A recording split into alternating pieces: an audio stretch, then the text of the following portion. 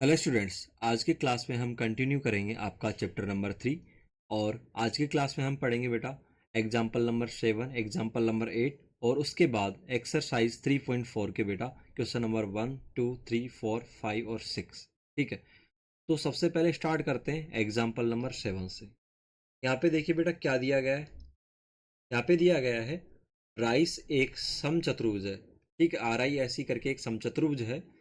X Y Z का मान ज्ञात करना है और अपने उत्तर की पुष्टि करनी है। ठीक है, तो हमको एक्स वाई और जेड का मान ज्ञात करना है। और आर आई सी ई करके आर आई सी ई करके क्या है बेटा, समचतुर्भुज है। तो बिल्कुल आसान है, क्योंकि समचतुर्भुज में हम क्या जानते हैं। इधर देखिए, आर आई सी ई सम चतुर्भुज में भुज में हम समचतुर्भुज की प्रॉपर्टी जानते हैं। हमने लास्ट क्लास में जो भी क्लासें हुई थी हमारी नोट्स की, उनमें पढ़ी थी। ठीक है बेटा, तो समचतुर्भुज की प्रॉपर्टी क्या है कि समचतुर्भुज के डायगोनल्स, इधर देखिए बेटा डायग्राम में अच्छे से देखिए। समचतुर्भुज के डायगोनल्स एक तो ई आई हो गया बेटा, एक आर सी हो गया। ये बेटा एक दूसरे को बाइसेक्ट करते हैं। बाइसेक्ट का मतलब समान दो भागों में बांटते हैं। कहने का मतलब ई ओ बराबर ओ आई होगा और ओ सी बराबर ओ आर होगा। समझ में आया? तो बेटा ई ओ बराबर ओ आई होगा, तो ओ आई हमको पता है 5, तो ई ओ भी 5 हो जाएगा। ठीक है, तो दोनों को जोड़ के मतलब ई ओ भी 5 हो जाएगा। तो एक्स का मान हमको यहाँ से मिल गया 5। वाई क्या होगा बेटा, जब हमको पता है ओ सी बराबर ओ आर है, तो बेटा वाई बराबर क्या हो जाएगा, वाई भी 12 हो जाएगा। ठीक है, और जेड क्या होगा, इधर देखिए बेटा जेड कैसे निकालेंगे। हमको जेड निकालना पड़ेगा बेटा, ये 90 डिग्री एंगल बनेगा, क्योंकि हमको ये पता है कि इसके डायगोनल्स 90 डिग्री पे बाइसेक्ट करते हैं। तो बेटा हमको y मिल जाएगा, पाइथागोरस लगा के हम आर आई निकाल देंगे, उससे हमको z का वैल्यू मिल जाएगा। अब चलते हैं हम क्वेश्चन पे। क्वेश्चन में क्या लिखेंगे, सबसे पहले आर आई सी समचतुर्भुज में, ठीक है, जो है विकर्ण, कौन कौन सा बेटा विकर्ण, विकर्ण ई आई और आर सी एक दूसरे को 90 डिग्री पर समद्विभाजित करते हैं। समद्विभाजित करते हैं, इसका मतलब क्या है बेटा, इसका मतलब है कि जो ई आई है वो परपेंडिकुलर है और बाइसेक्टर है किसका, आर सी का। ठीक है बेटे, इसका मतलब क्या होगा, इसका मतलब होगा कि अतः, यहाँ पे हम लिखेंगे, इसको ब्रैकेट में डाल दीजिएगा। अतः बेटा इस डंडे का मतलब ये है कि ये 90 डिग्री का कोण बना रहे हैं काट के एक दूसरे को। ठीक है, अतः जब बेटा एक दूसरे को समान दो भागों में बांट रहे हैं, 90 डिग्री पे बांट रहे हैं, तो हम क्या लिख सकते हैं, अतः ई ओ बराबर ओ आई। ठीक है, और दिया है क्या, दिया है ओ आई बराबर, ओ आई बराबर क्या दे रखा है बेटा, 5। ठीक है, अतः ई ओ बराबर ओ आई बराबर कितना हो जाएगा बेटा, 5। इसलिए क्या कह सकते हैं, इसलिए क्या कह सकते हैं, ई ओ बराबर क्या है बेटा, ई ओ बराबर हमको दे रखा है यहाँ पे एक्स, और एक्स बराबर हमको मिल जाएगा 5। ठीक है, ई ओ बराबर एक्स दे रखा है यहाँ पे, देख। अब चलते हैं मेरे बेटे यहाँ पे, इस पे वाई पे। इसी प्रकार क्या होगा बेटे, इसी प्रकार ओ सी बराबर क्या होगा, ओ आर होगा। और वो क्या दिया है बेटा, 12 दिया है ओ आर, तो ओ सी कितना दिया है बेटा, 12। ठीक है, एक मिनट इसको मिटा दे देते हैं, क्योंकि हमको पहले क्या लिखना है, हमको ओ सी बराबर ओ आर लिखना है। ठीक है, ओ सी इक्वल टू ओ आर के। ठीक है, और ओ आर बराबर कितना बेटा, ओ आर बराबर कितना है, वाई। ठीक है, और ओ सी बराबर कितना दिया है, ओ सी बराबर 12 है। तो बेटा ओ आर बराबर वो वाई बराबर भी कितना हो जाएगा, वाई बराबर भी हो जाएगा बेटा 12। ठीक है, तो एक्स और वाई का मान हमको यहाँ पे मिल गया, क्योंकि ओ सी बराबर ओ आर है। तो बेटा जितना ओ सी होगा, क्योंकि ओ सी 12 है, तो ओ आर भी उतना ही होगा, और ओ आर बराबर कितना बेटा, वाई है। ये आपको समझ लेना है। ठीक है, अब यहाँ पे एक चीज और रह गई बेटा, वो है Z.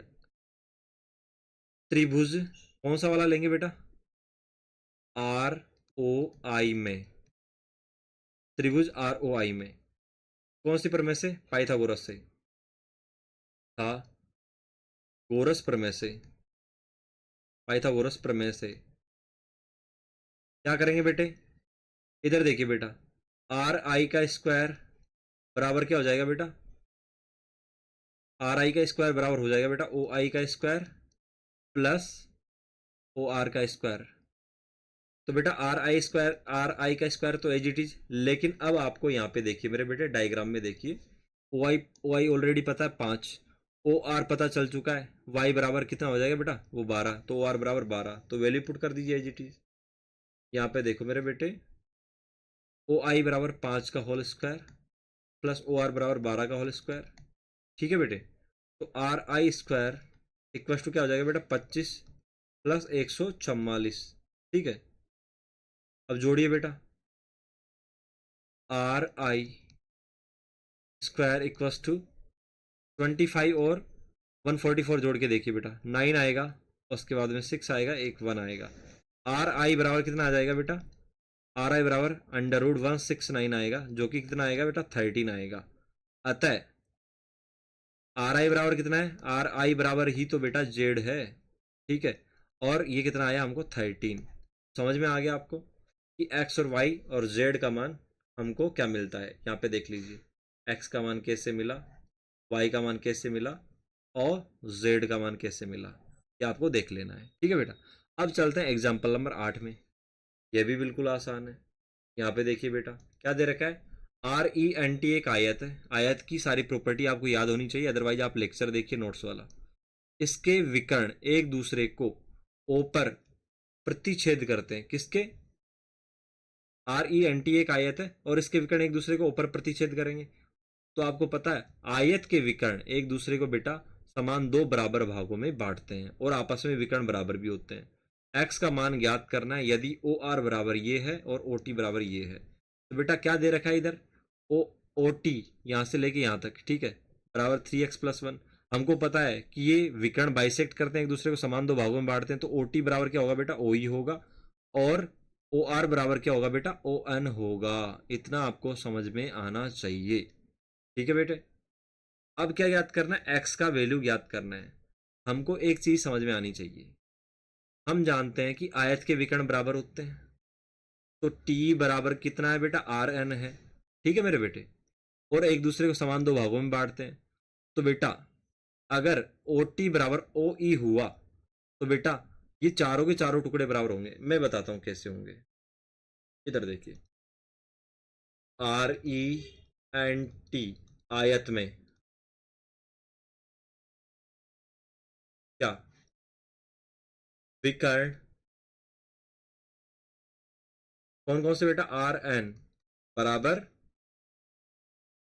E T, E to होंगे। अतः अतः अतः आर एन बाई टू बराबर ई टी बाई टू भी होगा। ठीक है बेटे, इसका मतलब क्या है? इसका मतलब ये है आर एन का आधा क्या हुआ बेटा? आर एन का आधा हुआ ओ आर बराबर ई टी का आधा क्या हो गया बेटा? ओ ई। ये भी बराबर होंगे। हम जानते हैं, यहां पे लिख लीजिए, हम जानते हैं कि आयत के विकर्ण विकर्ण समद्विभाजित करते हैं, विभाजित होते हैं, मतलब एक दूसरे को समान दो भागों में बांटते हैं। इसका मतलब क्या होगा? इसका मतलब हुआ बेटा, इसका मतलब हुआ क्या? ओ टी बराबर ओ ई और ओ आर बराबर ओ एन। जब बेटा ओ टी बराबर ओ ई है, ओ आर बराबर ओ एन है, और हम क्या देख चुके हैं? आयत में विकर्ण भी बराबर होते हैं, तो उनका आधा आधा वैल्यू बराबर होगा। ओ आर बराबर ओ ई है, तो ओ आर बराबर ओ ई भी है। ठीक है बेटा, और ओ आर बराबर ओ एन भी है। तो हम यह नहीं कर सकते, क्या हम यह नहीं कर सकते कि इधर देखो, ओ ई बराबर, देखो ओ आर बराबर ओ ई है, ओ आर बराबर ओ एन भी है, और ओ ई बराबर ओ टी भी है, तो क्या हम यह नहीं कह सकते कि ऑलरेडी हमको ये पता होना चाहिए, मैं आपको बस नॉलेज के लिए बता रहा हूँ कि ओ टी बराबर ओ ई बराबर ओ आर बराबर ओ एन, ठीक है, ऐसा लिख सकते हैं ना। इसका मतलब क्या है मेरे बेटे, इसका मतलब ये है कि ओ टी बराबर ओ आर है, इसका मतलब क्या लिखेंगे, ओ टी बराबर ओ आर है, और इन दोनों का वैल्यू हमको दिया हुआ है, ठीक है बेटे। तो ओ टी का वैल्यू क्या है बेटा, 3x+1 equals to O R का वैल्यू क्या है बेटा, 2x+4, ठीक है। तो बस x को इधर कर दीजिए, 3x minus 2x equals to 4, 1 को इधर भेज दीजिए, 4 - 1, तो x बराबर क्या आ गया बेटा, 3। बस यही तो आपको ज्ञात करना था। तो बेटा मैंने देखो ये सारी चीज़ें मैंने इतना ज़्यादा घुमा फिरा के आपको ये इतना बताया, ऐसा इसलिए बताया ताकि आपको समझ में आए, अदरवाइज आपको समझ में ऐसे आ जाना चाहिए कि आयत में बेटा जब ये दोनों विकर्ण बराबर हैं, ठीक है, जब ये दोनों विकर्ण बराबर हैं और विकर्ण एक दूसरे को समान दो भागों में बांटते हैं, तो बेटा ये चारों टुकड़े, ये वाला टुकड़ा, ये वाला टुकड़ा, ये वाला टुकड़ा, ये वाला टुकड़ा, चारों बराबर होंगे ना, क्योंकि टी ई और आर एन दोनों विकर्ण तो बराबर हैं ही, तो इनके आधे आधे टुकड़े भी आपस में बराबर होंगे, ठीक है। ये वाली बात मैंने यहाँ तक बताई थी। अगर आप एग्जाम में आए तो डायरेक्ट भी लिख सकते हैं और उसके बाद यहाँ से सोल्व कर सकते हैं, ठीक है बेटे। अब चलते हैं एक्सरसाइज 3.4 पे। बताइए कि कौन कौन सा कथन सत्य है, कौन कौन सा असत्य है। तो बेटा ये तब सोल्व होगा, मैं यहाँ पे पिन कमेंट में वो वीडियो यहाँ पे इस तरफ, ठीक है, अटैच कर दूंगा, यहाँ पे देख लेना है। ये तब सोल्व होगा जब आपने वो वाला कौन सा चतुर्भुजों के प्रकार, टाइप्स ऑफ क्वाड्रिलेटरल वाला जो लेक्चर है वो कंप्लीट किया होगा, ठीक है बेटा, अदरवाइज आप इसमें अटक जाएंगे। तो अब आगे बढ़ते हैं। तो इधर देखिए, सभी आयत वर्ग होते हैं, सभी आयत वर्ग नहीं होते बेटा, ठीक है। अब आप सोचो कि कैसे नहीं होते बेटा, वो वाला लेक्चर देखना है, 1 घंटे का लेक्चर है, यहाँ पे मैं अटैच कर दूंगा, प्लेलिस्ट में मिल जाएगा, नहीं तो आपको चतुर्भुजों के प्रकार करके, ठीक है, समान वो चतुर्भुजों के प्रकार करके एक लेक्चर है 1 घंटे के समथिंग का, ठीक है, वो आपको देखना है, तब जाके आपको ये सारे कंसेप्ट क्लियर हो जाएंगे। तो सभी आयत वर्ग होते हैं, तो मैं तो देखते ही बता दूंगा, मेरे को तो पता है। तो सभी आयत मेरे बेटे वर्ग नहीं होते, बल्कि सभी वर्ग आयत होते हैं, तो ये हो जाएगा असत्य। ध्यान से देखना है, कहीं यहाँ पे मिस्टेक हो जाए मेरे से तो नीचे कमेंट सेक्शन में बता देना। सभी आयत वर्ग होते हैं, तो बेटा ये गलत होगा, असत्य होगा, सभी आयत वर्ग नहीं होते बल्कि सभी वर्ग आयत होते हैं। दूसरा है सभी सम चतुर्भुज, ठीक है बेटा, समांतर चतुर्भुज होते हैं, बेटा ये होगा सत्य। अब ये कैसे कर पा रहा हूं, वही वाला वीडियो आपको देखना है। तीसरा, सभी वर्ग सम चतुर्भुज और आयत भी होते हैं, बेटा क्या दिया है, सभी वर्ग सम चतुर्भुज होते हैं, बिल्कुल होते हैं मेरे बेटे, सभी वर्ग क्या होते हैं, सम चतुर्भुज होते हैं, और सभी वर्ग मेरे बेटे आयत भी होते हैं, तो ये वाला हो जाएगा कथन सत्य। चौथा देखिए, सभी वर्ग समांतर चतुर्भुज नहीं होते, ये गलत दे रखा है बेटा, सभी वर्ग समांतर चतुर्भुज होते हैं, तो ये हो जाएगा असत्य। सभी वर्ग क्या होते हैं बेटे, सभी वर्ग समांतर चतुर्भुज होते ही होते हैं, ये वाला भी आपको, अब आप सोचोगे आप कैसे कर रहे हैं बेटा, ये वाला लेक्चर आपको कंप्लीट करना तब जाके हो पाएगा, 1 घंटे वाला। तो सभी वर्ग समांतर चतुर्भुज होते हैं, यहाँ पे नहीं होते लिख रखा है, इसलिए ये असत्य हो गया। अब इधर देखिए बेटा, डी के बाद ये आ गया, सभी पतंगे सम चतुर्भुज होती है, नहीं बेटा ये भी असत्य है। इसका उल्टा सत्य है, सभी सम चतुर्भुज क्या होते हैं बेटा, पतंग होते हैं, सभी सम चतुर्भुज क्या होते हैं मेरे बेटे, पतंग होते हैं, ना कि सभी पतंगे सम चतुर्भुज। अगले वाले में इसका उल्टा दे दिया कि सभी सम चतुर्भुज पतंग होते हैं, तो ये सत्य हो जाएगा, ठीक है। अगला वाला देखिए, सभी समांतर चतुर्भुज समलंब होते हैं, जी मेरे बेटे ये सत्य है, सभी के सभी समांतर चतुर्भुज समलंब होते हैं, इसका उल्टा गलत है कि सभी समलंब समांतर होते हैं, गलत है। अब इधर देखिए, सभी वर्ग समलंब होते हैं, बेटा समलंब सभी का माई बाप है, ठीक है। तो ऐसा क्वेश्चन आ जाए कि सभी वर्ग समलंब होते हैं, सभी समांतर समलंब होते हैं, पतंग को छोड़ के, तो वो सत्य होगा। तो सभी वर्ग समलंब होते हैं मेरे बेटे, बिल्कुल सत्य है, ठीक है। आंख बंद करके आपको लगाना है, और अगर आप मेरी तरह अंधाधुंध ऐसे क्वेश्चन लगाना चाहते हैं तो आपको ये वाला लेक्चर देखना है, ठीक है, जो कि प्लेलिस्ट में मिल जाएगा, हो सकता है यहाँ पे मैं अटैच कर दूं, नाम होगा चतुर्भुजों के प्रकार, ठीक है बेटे। अब चलते हैं आगे। सेकंड क्वेश्चन है, उन सभी चतुर्भुजों की पहचान कीजिए जिनमें चारों भुजाएं बराबर लंबाई की हो। तो बेटा जब तक आप वो वाला लेक्चर नहीं देखोगे, चतुर्भुजों के प्रकार आप नहीं कर पाओगे, उसको देख लेना, उसके बाद ही 3.4 आपको देखनी है। तो चारों भुजाएं बराबर किस में होती है, तो आपको आ जाना चाहिए अगर आपने वो लेक्चर देखा तो। ए, चारों भुजाएं होती है बेटा सम चतुर्भुज की बराबर होती है, और किसकी होती है मेरे बेटे, और वर्ग की बराबर होती है। इन दोनों की ही सारे सभी चारों भुजाएं बराबर होती है, ठीक है। बी, चारों कोण समकोण होते हैं, आपको देखते ही पता चल जाना चाहिए, एक तो वर्ग होता है और एक आयत होता है, इनमें चारों कोण समकोण होते हैं। बस हो गया, आगे बढ़ते हैं। कितने आसान क्वेश्चन, बताइए कैसे एक वर्ग, इधर देखिए, अब आपको पूरी की पूरी विशेषताएं पता होनी चाहिए तब जाके बता पाएंगे। बताइए कैसे एक वर्ग चतुर्भुज है, कैसे, देखो कैसे एक वर्ग, पहले क्वेश्चन में बताना है कि वर्ग कैसे चतुर्भुज है, दूसरे में बताना है कि वर्ग कैसे समांतर चतुर्भुज, तीसरे क्वेश्चन में बताना है कि वर्ग एक समचतुर्भुज कैसे, चौथा क्वेश्चन में बताना है कि वर्ग एक आयत कैसे है। तो मैं स्टार्ट करता हूं धीरे धीरे, पहले से।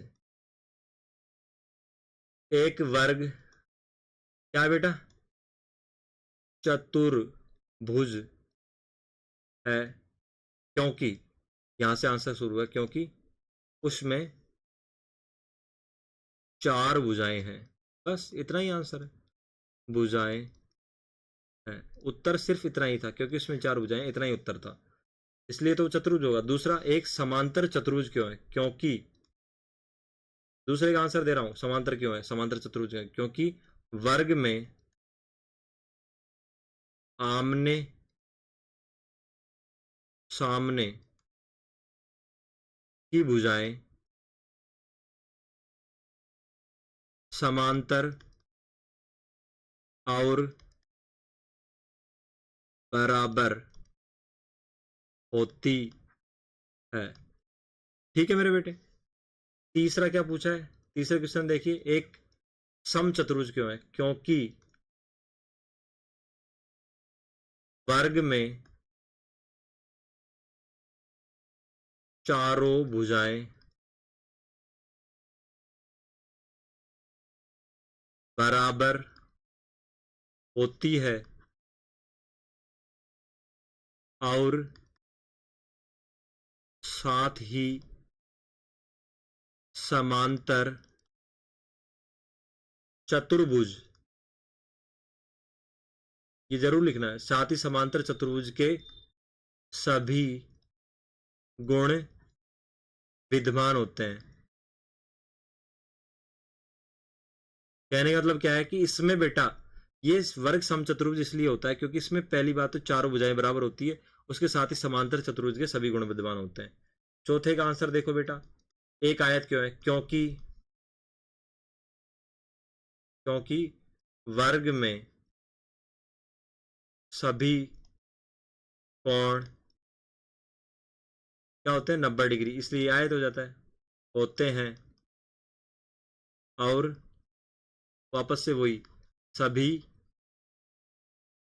समांतर चतुर्भुज के गुण विद्यमान होते हैं, विद्यमान होते हैं, ठीक है बेटे। ये आपको लिख लेना है आंसर में, ठीक है। ये आपको तभी समझ में आया जब आपने वो 1 घंटे वाला लेक्चर देखा होगा। आगे बढ़ते, एक चतुर्भुज का नाम बताइए मेरे बेटे, कितना आसान क्वेश्चन। एक चतुर्भुज का नाम बताइए जिसके विकर्ण एक दूसरे को समद्विभाजित करते हैं। अरे बेटा कितना आसान है। दूसरा वाला है एक दूसरे पर लंब समद्विभाजक हो, और तीसरा बेटा बराबर हो। बिल्कुल आसान, अगर आपने वो लेक्चर देखा होगा। पहला चतुर्भुज का नाम बताना है जिसमें पहले वाले में एक दूसरे को विकर्ण क्या करते हैं, समद्विभाजित। तो बेटा वर्ग में भी करते हैं, आयत में भी करते हैं, समांतर चतुर्भुज में भी करते हैं। एक दूसरे को करने चाहिए ना कि एक दूसरे वाले को करे, एक दूसरे का मतलब ये दोनों आपस में करें, ठीक है।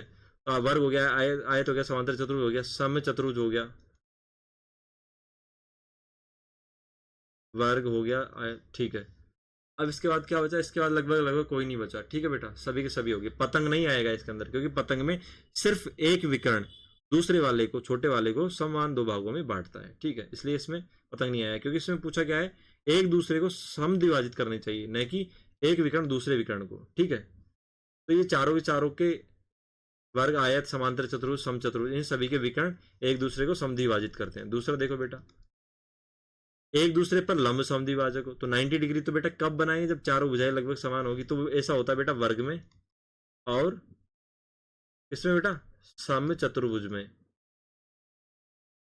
अगर आपने वो लेक्चर अच्छे से देखा होगा आपको समझ में आ रहा होगा। वर्ग और समचतुर्भुज में बेटा इनके विकर्ण क्या होते हैं, 90 डिग्री पे एक दूसरे को काटते हैं। ठीक है।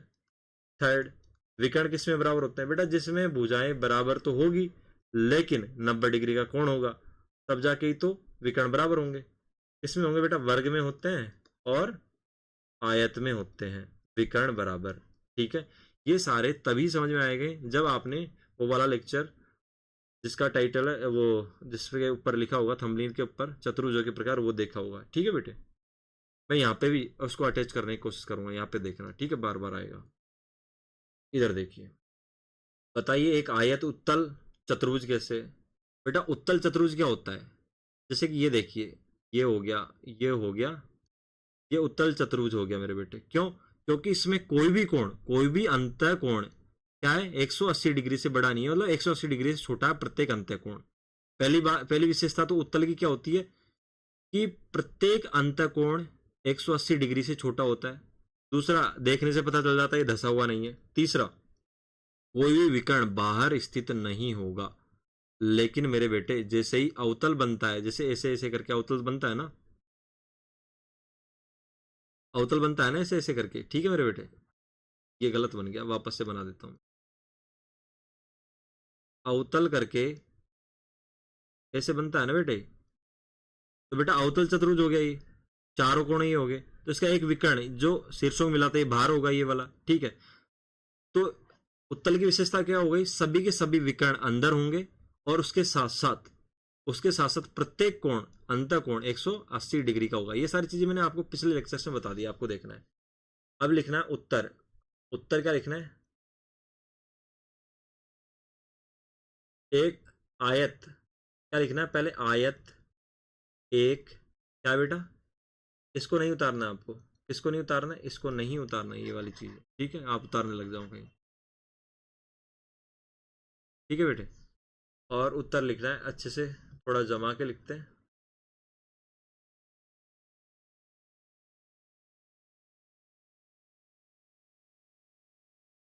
क्या लिखोगे बेटा, आयत एक उत्तल चतुर्भुज है, क्योंकि, अब पहला पॉइंट लिखोगे बेटा, इसके सभी अंतः या आंतरिक कोण 180 डिग्री से कम है या छोटे हैं। ठीक है, ऐसे लिख सकते हैं। दूसरा, इसके सभी विकर्ण अंदर स्थित है। ठीक है, बिल्कुल साफ देसी लैंग्वेज में। ठीक है, इसके सभी विकर्ण क्या है बेटा, अंदर स्थित है। ठीक है, भीतर की तरफ आयत के, बाहर नहीं है। तो इसलिए ये उत्तल चतुर्भुज होगा। अगर एक भी, अगर अवतल होता तो क्या लिखते हैं इसमें, कोई एक विकर्ण बाहर की तरफ होगा। दूसरा, इसका कोई एक, कम से कम एक आंतरिक कोण 180 डिग्री से अधिक होगा। ठीक है, समझ में आया। आगे बढ़ते हैं। Question number 6, very very easy है, दिखने में थोड़ा बड़ा दिख रहा है। एबीसी एक समकोण चतुर्भुज है, देख लिया जी मैंने, देख लिया, 90 डिग्री बना दिया। ओ समकोण की सम्मुख भुजा का मध्य बिंदु है। समकोण ये रहा बी, इसकी सम्मुख भुजा एसी हो गई, इसका मध्य बिंदु हो गया ओ। इसका मतलब ओ मध्य बिंदु है, तो बेटा ओ ए बराबर क्या होगा, ओ सी होगा। बिल्कुल। बताइए ओ बिंदु ए तथा बी तथा सी से समान दूरी पर स्थित है। हमको ये बताना है मेरे बेटे, क्या बताना है मेरे बेटे, कि ओ है ना, ये ए से, बी से और सी से समान दूरी पर स्थित है। मतलब क्या बताना है, इधर देखिए, हमको ये बताना है मेरे बेटे। बताइए कैसे, ओ ए, ओके ओके ओके, बताइए ओ बिंदु ए बी तथा सी से समान दूरी पर स्थित है। मतलब ओ ए, ओ बी, ओ सॉरी बेटा, ओ ए, ओ बी और ओ सी, ठीक है, ये तीनों साइड्स, ये वाली ए, ओ ए, ओ बी और ओ सी, ये तीनों साइड आपको बराबर बतानी है। तो थोड़ी देर पहले मैंने आपको बताया था कौन से क्वेश्चन, इधर देखिए मेरे बेटे, इधर देखिए, आपको वो याद आ रहा होगा, ये वाला क्वेश्चन। इसमें जो ये बताया था ना, बस इसी परंपरा को, इसी रामायण को वापस से करना है। चलिए वापस से कर देते हैं, वहां पे आप रोक के देख सकते थे, ठीक है, पिछले वाले क्वेश्चन में उसमें जाके देख सकते हैं। तो कैसे करना है बेटे, यहाँ पे देखिए बिंदुओं की, यहाँ पे एक चीज और पढ़ के बता देता हूँ। बिंदुओं से चिन्हित अतिरिक्त भुजाएं आपकी सहायता के लिए अधिक अधिक खींची गई है। मतलब ये वाला आगे से बढ़ा के इस तरीके से एक क्या बना दिया गया बेटा, समांतर चतुर्भुज, मतलब एक आयत टाइप बना दिया गया है इस त्रिभुज को। तो हम इस तरीके से इसको बढ़ा के आयत आयत बना देंगे, ठीक है। अब हम क्या करेंगे, अब हम कहेंगे उपरोक्त, या पहले इसको मिटा देते हैं, मैं क्या कहूंगा उसको ध्यान से सुनना।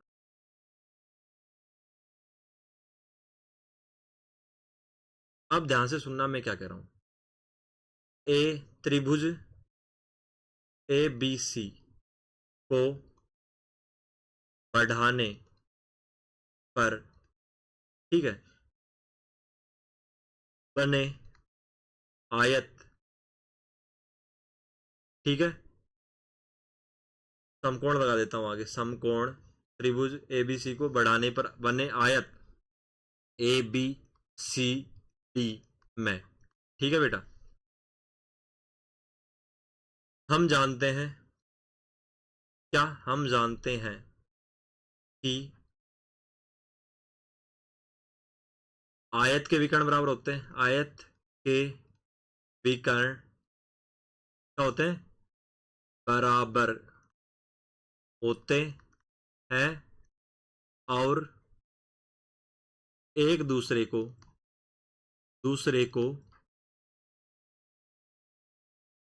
समान दो भागों में बांटते हैं, समान दो भागों में बांटते हैं।